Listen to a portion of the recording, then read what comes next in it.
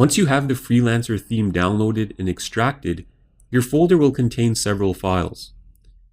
Most Bootstrap themes and web pages are organized in this way.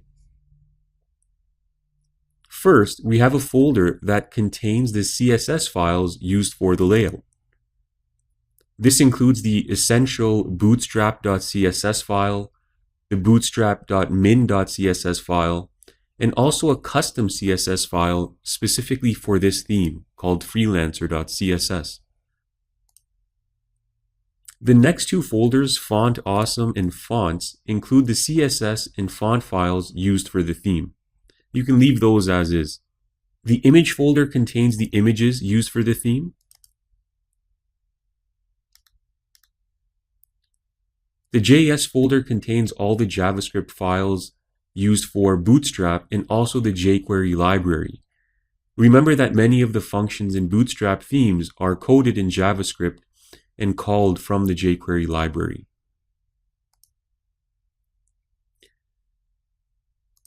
The Less folder contains some additional files that allow the expansion of the CSS language to include additional features and functions.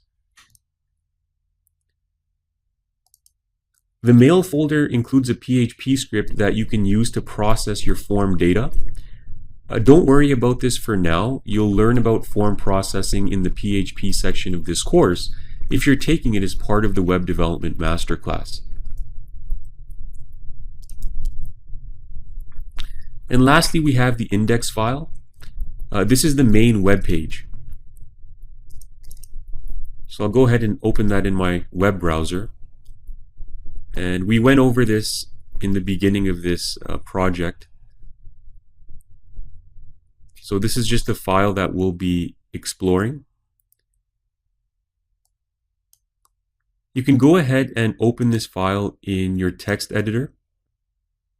And in the next lesson, we'll start taking a look at the code.